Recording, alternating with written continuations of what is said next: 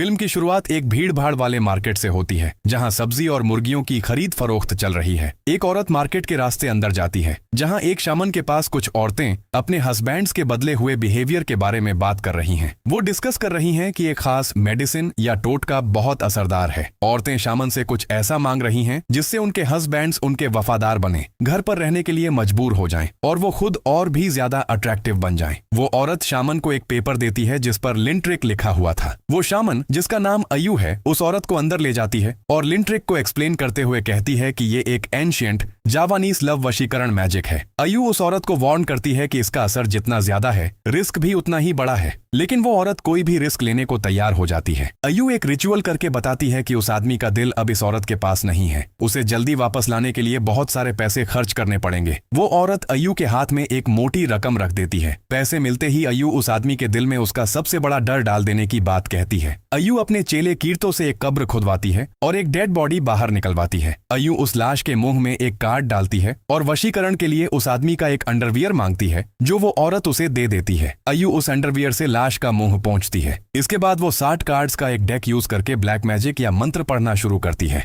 फिर वो उस आदमी के अंडरवियर और फोटो को एक पोटली में बांध देती है। इसका मकसद आर्यो नाम के उस आदमी को पागल करके प्यार में अंधा करना और उसे अपने कंट्रोल में करना था। अयू एक अजीब रिचुअल के जरिए कहती है कि अगर वो कामयाब हुई तो कार्ड की पावर यानी शैतान को अपना मालिक मानेगी, और अगर फेल हुई तो कार्ड्स जला देने की धमकी देती है। रिचुअल के एंड में वहां कफन में लिपटी बहुत सारी लाशें और वो बकरे जैसा शैतान हाजिर हो जाता है और सीन यहां कट हो जाता है। इसके बाद हम आर्यो को देखते हैं, जो घर लौटकर अपनी बीवी की खूबसूरती और खूबियों की तारीफ करता है। वो बताता है कि बस की प्रॉब्लम की वजह से उसे आने में देर हो गई। हस्बैंड वाइफ के बीच रोमांटिक बातें होती हैं। आर्यो कहता है कि उसे अपनी बीवी की खुशबू बहुत पसंद है और वो एक साथ नहाने जाने का सोचते हैं। ब्रेकफास्ट में आर्यो अपना फेवरेट खाना देखकर खुश हो जाता है। आर्यो खाने के टेस्ट की बहुत तारीफ करता है और कहता है कि इस टेस्ट ने ही उसे अपनी बीवी के प्यार में पागल किया था। अंदिन आज अपने हस्बैंड को काम से छुट्टी लेने को कहती है। अंदिन बताती है कि दुकान पर एम्प्लॉइज हैं, इसलिए वो आज छुट्टी ले सकती है, लेकिन आर्यो टेंशन में आता है कि अगर वो छुट्टी लेगा और अंदिन भी अपनी दुकान बंद रखेगी तो कहीं वो लोग गरीब ना हो जाएं। काम पर जाते वक्त अंदिन अपने सास ससुर से मिलने की ख्वाहिश जताती है और बताती है कि वो उनके लिए गिफ्ट खरीदने के लिए पैसे जमा कर रही है। आर्यो इस बात को टाल देता है और कहता है कि वो बाद में मिलवाएगा। इधर अंदिन की दुकान पर अंदिन की बहन अमारा और उसके अंकल अंदिन का वेट कर रहे थे।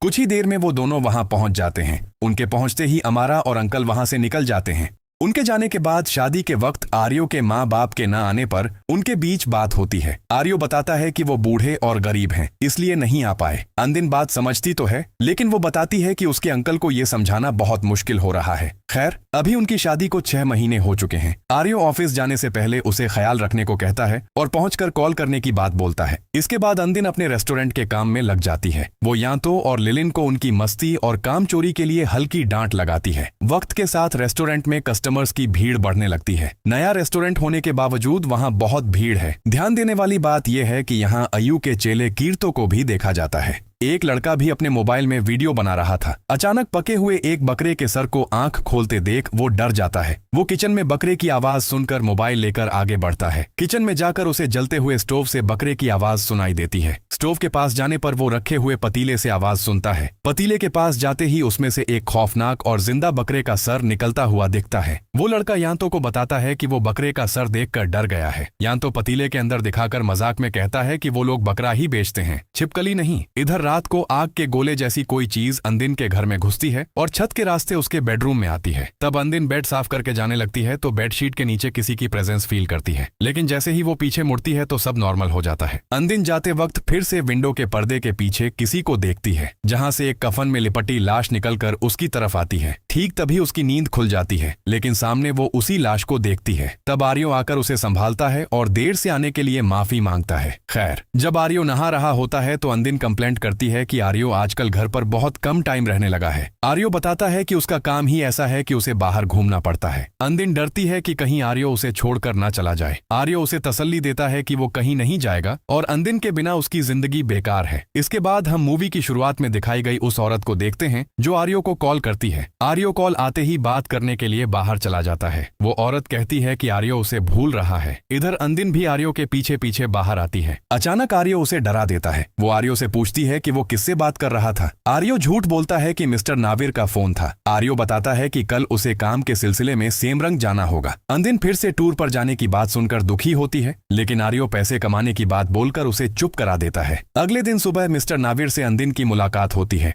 आर्यो को वक्त से पहले ऑफिस में देखकर मिस्टर नाविर हैरान होते हैं। आर्यो सेमरंग जाने के लिए रेडी है। नाविर उनके हस्बैंड वाइफ के रिलेशन की तारीफ करते हैं और आर्यो को अपनी बीवी से ठीक से विदा लेने को कहते हैं। आर्यो कहता है कि मिस्टर नाविर ने रात को फोन किया था, लेकिन सुबह भूल गए। आर्यो अंदिन को तसल्ली देता है कि वो सिर्फ उसी से प्यार करता है और काम के बाद रात को फोन पर या सपने में उनकी बात होगी। इसके बाद अंदिन आर्यो को विदा करती है। सीन कट होकर अमारा को दिखाया जाता है। अमारा रोगो सुकमो यानी एक ऐसी स्पिरिचुअल विद्या जिसमें आत्मा जिस्म से अलग हो जाती है, उसकी प्रैक्टिस कर रही थी। उसके अंकल उसे वार्न करते हैं कि वो इस विद्या के साथ खिलवाड़ न करे। हालांकि अंकल ने ही अमारा को ये सिखाया था। यहाँ से अमारा अंदिन के रेस्टोरेंट आती है। लिलिन बताती है कि कुछ दिनों से दुकान बिल्कुल खाली चल रही है और आर्यो भी शहर से बाहर है। अमारा तय करती है कि आज रात वो अंदिन के साथ रहेगी। तभी दुकान पर एक मिस्टीरियस फीमेल कस्टमर आती है। लिलिन उसे दुकान की फेमस बकरे के सर वाली डिश के बारे में बताती है और वो औरत एक स्पेशल डिश ऑर्डर करती है। दूसरी तरफ अंदिन बकरे के कुछ सर कचरे में फेंक देती है। फिर खाना रेडी होने पर अंदिन उस औरत को खाना सर्व कर देती है। वो औरत दुकान की कंडीशन के बारे में पूछती है। अंदिन बताती है कि दुकान पिछले 6 महीने से चल रही है और वैसे तो हमेशा भीड़ रहती है, पर उनके बेवक्त आने की वजह से अभी थोड़ी खाली है। रेस्टोरेंट खाली होने की वजह से वो मिस्टीरियस औरत अंदिन से अपने साथ बैठकर खाना खाने की रिक्वेस्ट करती है। वो बताती है कि उसे अकेले रहना पसंद नहीं है।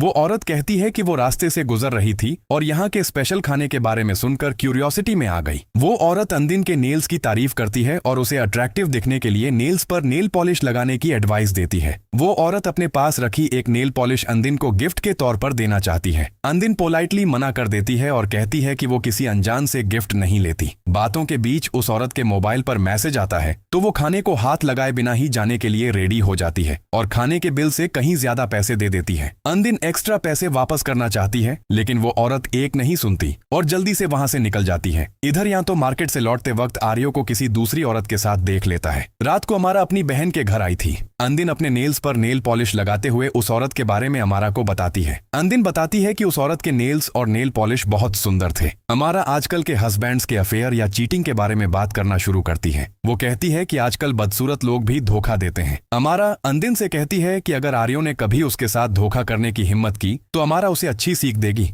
वो मजाक में आर्यो का प्राइवेट पार्ट काटने की बात कहती है। ठीक तभी दोनों को एटिक में किसी के चलने की आवाज सुनाई देती है। वो डर जाती है और डाउट करती है कि कहीं ये कोई बिल्ली तो नहीं। अंदिन एटिक चेक करती है, पर चारों तरफ अंधेरा होने की वजह से अंदिन अमारा को अलमारी से टॉर्च लाइट लाने को कहती है। अमारा के टॉर्च लाने पर एटिक में वो लाश दिखाई देती है। अंदिन टॉर्च लाइट अपने हाथ में लेती है और चारों तरफ चेक करती है। वो बताती है कि वहाँ कुछ नहीं है। अंदिन के नीचे उतरते वक्त वो लाश फिर से दिखाई देती है, जिस पर अंदिन ध्यान नहीं देती। अमारा अंदिन को शांत होने और सब भूल कर सोने की एडवाइस देती है और दोनों सो जाती हैं। थोड़ी देर बाद अंदिन को अपने पैरों में गुदगुदी फील होती है। उसे लगता है कि अमारा पैर हिला रही है, पर अमारा को सोता हुआ देखकर अंदिन जैसे ही ब्लैंकेट हटाती है, वो वहां से किसी चीज को नीचे उतरते हुए देखती है। अंदिन बेड के नीचे चेक करती है और डर जाती है। वो अमारा को बताती है कि बेड के नीचे सांप है, लेकिन अमारा को वहां कुछ नहीं मिलता, तो वो उसे फालतू में न डरने को कहती है। अगले दिन दुकान पर कस्टमर्स न होने की वजह से अंदिन सड़े हुए बकरे के सर कचरे में फेंकने जाती है। इधर यान तो लिलिन को बताता है कि उसने आर्यो को किसी दूसरी लड़की के साथ देखा है। लिलिन इसे देखने का वहम बोलकर टाल देती है। यान तो जिद करके कहता है कि उसने जो देखा वो सच है। यान तो प्रूफ के लिए एक फोटो दिखाना चाहता है जिसमें आर्यो किसी दूसरी लड़की के साथ कार में था। तभी अंदिन भी वहां आ जाती है। खैर, यान तो फोटो निकालता है, पर फोटो में सिर्फ यातो का ही चेहरा दिख रहा था। सब सुनकर अंदिन कहती है कि आर्यो ऑफिस के काम से शहर के बाहर गया है।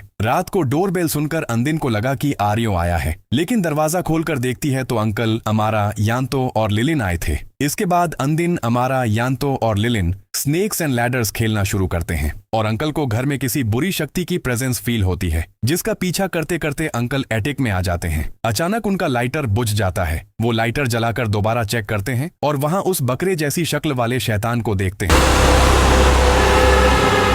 वो डर जाते हैं और अचानक ऊपर से नीचे गिर पड़ते हैं। ऊपर से गिरने की वजह से अंकल की पीठ में बहुत तेज दर्द होता है। सब उन्हें मदद करने और ध्यान से बिठाने में लग जाते हैं। अंकल सबको शांत होने को कहते हैं। ठीक तभी आर्यो वहां आ जाता है। अंदिन आर्यो को पानी पीने को देती है और पूछती है कि वो इतने दिन कहाँ था, क्योंकि इतने दिनों से उसकी कोई खबर नहीं थी। उनके बीच झगड़ा शुरू हो जाता है। आर्यो कंप्लेंट करता है कि वो घर लौटकर एक सुंदर और साफ सुथरी बीवी देखना चाहता है, लेकिन उसे मिलता है एक बिखरा हुआ घर और अंदिन का उदास चेहरा। आर्यो दावा करता है कि वो एक ऐसे बैकवर्ड एरिया में काम कर रहा था जहां फोन का कोई सिग्नल नहीं था। वो इरिटेट होकर कहता है कि उससे पूछताछ की जा रही है। इसके बाद आर्यो नहाने चला जाता है। अंदिन जब उसे गर्म पानी देने जाती है तो सुनती है कि आर्यो चुपके से किसी से फोन पर बात कर रहा है। आर्यो बाहर आकर कहता है कि वो कस्टमर से बात कर रहा था और बिजनेस का हवाला देकर अंदिन को चुप करा देता है। आर्यो अंदिन की बेइज्जती करता है और कहता है कि उसके जिस्म से बदबू आ रही है और उसे नहाने को बोलता है। अंदिन नहाने की तैयारी कर रही थी, तभी उसकी रिंग नीचे गिर जाती है। रिंग उठाते वक्त शैम्पू की एक बोतल अपने आप नीचे गिर जाती है और बोतल से शैम्पू बहने लगता है। अंदिन बाथटब में उतरकर अपने नाखूनों से नेल पॉलिश निकालने की कोशिश करती है, लेकिन इस चक्कर में उसके नाखून ही उखड़ जाते हैं।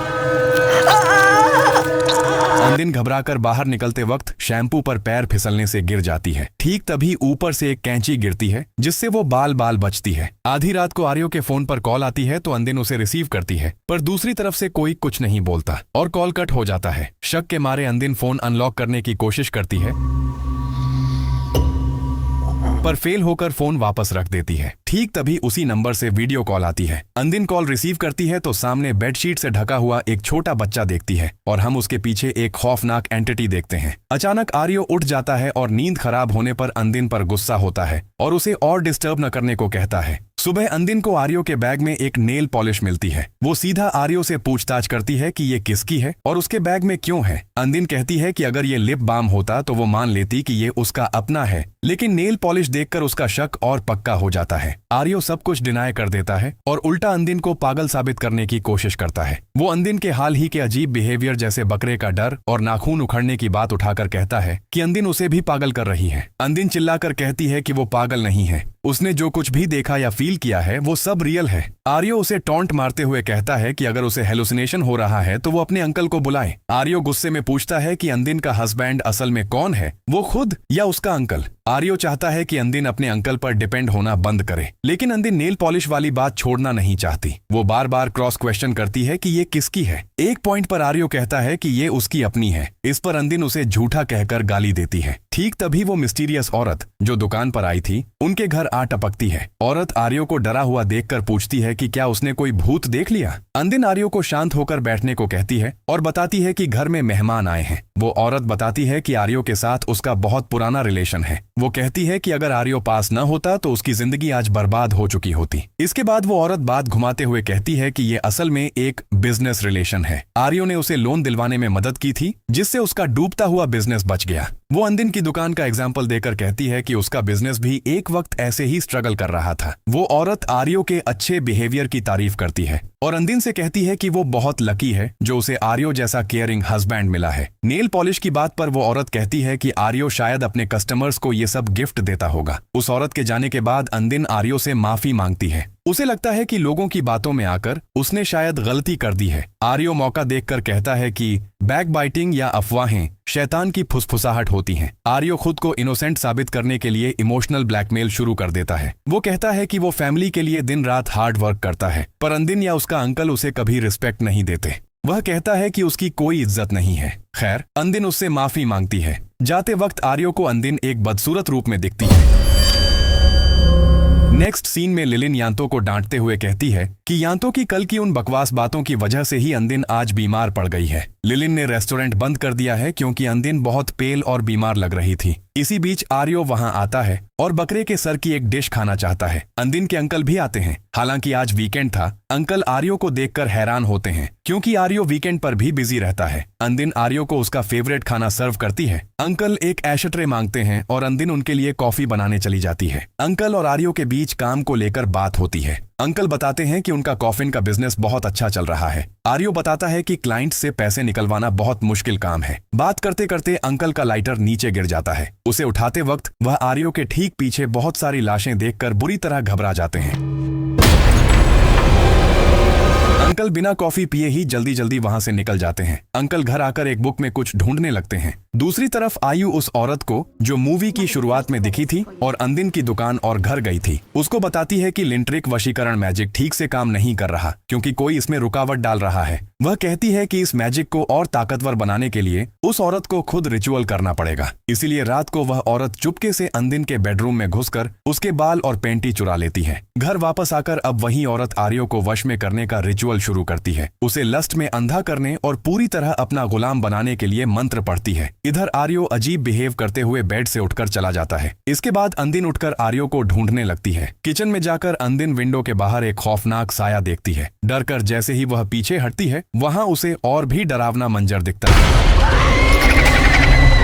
अंदिन भागने के चक्कर में गिर जाती है और खुद को एक कब्रिस्तान में पाती है। वहां उसे आर्यो मिल जाता है, लेकिन आर्यो एक कब्र की दीवार पर अपना सर पटक रहा था। अचानक आर्यो का खौफनाक चेहरा देखकर अंदिन जैसे ही भागने लगती है, वह शैतान अंदिन का गला दबा देता है। ठीक तभी उसे अपने रूम में होश आ जाता है। अंदिन आर्यो को ढूंढते हुए मिस्टर नाविर के पास आती है। नाविर मजाक में कहते हैं कि आर्यो शायद अपनी दूसरी बीवी के पास गया होगा। ये सुनकर अंदिन टेंशन में आ जाती है। नाविर एडवाइस देते हैं कि आर्यो के आईडी कार्ड पर जो एड्रेस है वहां जाकर सीधा उससे मिलना चाहिए। इसलिए वे सब मिलकर सेमरांग जाने का फैसला करते हैं। दूसरी तरफ अंकल अमारा को लेकर अंदिन के घर आते हैं और अमारा को बताते हैं कि उसकी बहन की प्रॉब्लम कोई नॉर्मल बात नहीं है। ब्लैक मैजिक के सबूत और इसके पीछे कौन है यह पता लगाना जरूरी है। घर में घुसते ही अंकल को ब्लैक मैजिक का सामान मिल जाता है। वह कहते हैं कि कुछ लोग अच्छे बनने के नकाब के पीछे बहुत घटिया और बुरे काम करने की हिम्मत रखते हैं। अंकल अमारा को घर के सारे दरवाजे और पर्दे बंद करने को कहते हैं। इसके बाद वह रोगो सुकमो शुरू करते हैं, जिसका पता उस शैमन यानी आयु को चल जाता है। रोगो सुकमो की वजह से अंकल की आत्मा एक अंधेरी जगह पर पहुंच जाती है। अमारा अपने अंकल की बॉडी के पास बैठी थी,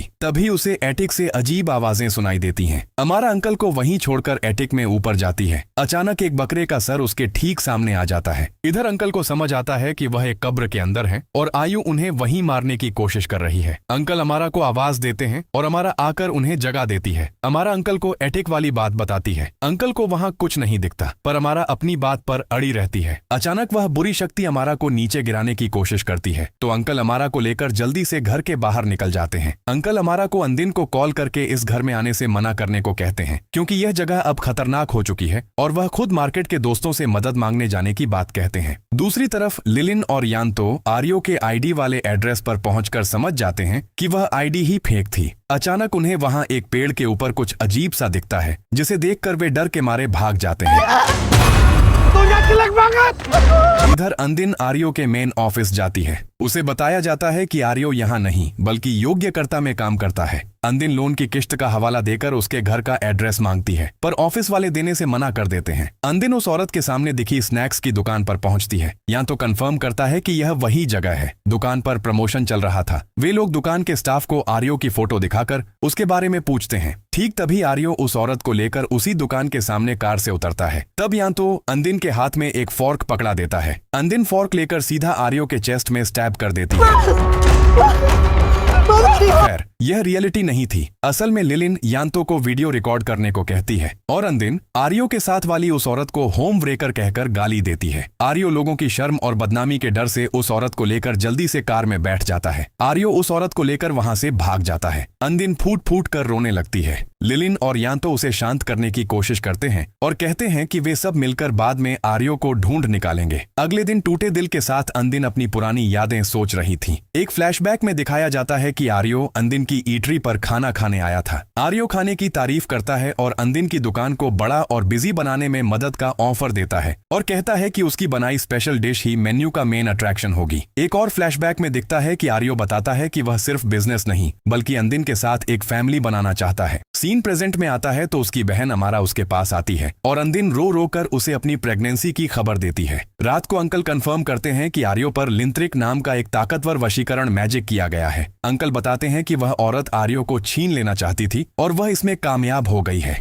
अंदिन रोते हुए अपने अंकल से कहती है कि उसके आने वाले बच्चे को बाप की जरूरत है। अंकल अंदिन को शांत होने को कहते हैं और सब कुछ संभाल लेने का विश्वास दिलाते हैं। अमारा भी अंदिन से अंकल पर भरोसा रखने को कहती है। अगले दिन ईटरी में यांतो और लिलिन कल्पना करने लगते हैं कि अगर आर्यो को पकड़ने का वीडियो सोशल मीडिया पर वायरल हो गया तो वो फेमस और अमीर बन जाएंगे। उन्हें लगता है कि उनकी ये स्टोरी सुनकर शायद कोई फिल्म प्रोड्यूसर उनके पास आएगा। वो इमेजिन करते हैं कि उनकी लाइफ पर एक मूवी बनेगी और ये कितना कमाल का होगा। यांतो चाहता है कि मूवी में उसका character popular actor Jeffrey Nicol play करे। लिलिन उसका मजाक उड़ाते हुए कहती है कि वो दिखने में ज्यादा ओपी कुमिस जैसा लगता है। लिलिन अपने कैरेक्टर के लिए ड्यान शास्त्रों को इमेजिन करती है। इसके बाद लिलिन जब बकरे का सर कचरे में फेंक कर लौट रही होती है तो अंदर से कोई एक बकरे की खोपड़ी फेंक कर मारता है। लिलिन डर के मारे यांतो को आवाज लगाती है। यांतो के आने पर लिलिन बताती है कि उसने बकरे का सर फेंक दिया था, पर वो चमत्कारिक तरीके से वापस बाहर आ गया। यांतो सोचता है कि शायद वो लुढ़क कर आ गया होगा। यांतो चेक करता है और बताता है कि वहाँ कुछ नहीं है, लेकिन लौटते वक्त एक बुरी शक्ति यांतो को खींचकर गड्ढे की तरफ ले जा रही थी, जहाँ से लिलिन उसे बचा लेती है। अचानक गड्ढे से बहुत सारे बकरे निकल आते हैं और उनका पीछा करने लगते हैं। वो वहाँ से दौड़कर दुकान के अंदर भाग आते हैं, लेकिन जब बकरे दुकान के अंदर भी आ जाते हैं तो लिलिन यांतो को छोड़कर किचन में भाग जाती है। वहाँ बुरी शक्ति लिलिन को खींचकर स्टोव के अंदर ले जाती है। उसकी चीख सुनकर यांतो वहाँ आता है, तभी स्टोव में अपने आप आग जल उठती है। खैर, इससे पहले कि कुछ बुरा हो, यांतो उसे स्टोव से बाहर निकाल लेता है और वो वहाँ से भाग जाते हैं। रात को अमारा अपनी बहन अंदिन को स्ट्रांग रहने की एडवाइस देती है। वो बताती है कि अंकल ने उसे बहुत कुछ सिखाया है और इस खतरनाक स्पिरिचुअल बैटल में उतरने से पहले वो अंदिन से दुआ मांगती है। अंकल अमारा को वार्न करते हैं कि इस बार का रोगो सुखमो पहले से कहीं ज्यादा रिस्की होगा। इसके बाद दोनों जाकर कॉफिन में लेट जाते हैं और रोगो सुखमो शुरू करते हैं। रोगो सुखमो के जरिए अमारा शामन अयू के पास जाती है और अयू से लिंट्रिक मैजिक के जरिए यांतो को वश में करने की ख्वाहिश जताती है। दूसरी तरफ अंकल उस कब्रिस्तान में पहुंच जाते हैं जहां अयू ने आर्यो पर किए गए ब्लैक मैजिक का सामान छुपाया था। उनका प्लान ये था कि अमारा अयू को बातों में उलझा कर रखेगी और इस मौके का फायदा उठाकर अंकल आर्यो पर किए गए लिंट्रिक का सामान ढूंढ निकालेंगे। लेकिन अचानक अयू अंकल के पास आ जाती है। अयू उन्हें वार्न करती है कि उनका ब्लैक मैजिक अयू के ब्लैक मैजिक के आगे कुछ भी नहीं है। अंकल जानना चाहते हैं कि आर्यो की फोटो कहाँ दफन है, लेकिन अयू बताने से मना कर देती है। दोनों के बीच फाइट शुरू हो जाती है, लेकिन अयू के ब्लैक मैजिक के आगे अंकल की ताकत बिल्कुल बेअसर थी।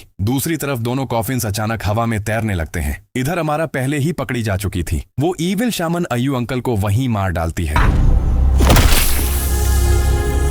अमारा कीर्तो के हाथों से छूटकर भाग निकलती है। अंकल के मरते ही अंकल की डेड बॉडी वाला कॉफिन हवा से नीचे आ गिरता है। इधर अमारा भी भागकर ज्यादा दूर नहीं जा पाती और कीर्तो उसे पकड़कर बेरहमी से मार डालता है। इसके बाद अमारा की डेड बॉडी वाला कॉफिन भी नीचे आ गिरता है। अपने अंकल और बहन को खोकर अंदिन फूट फूट कर रोने लगती है।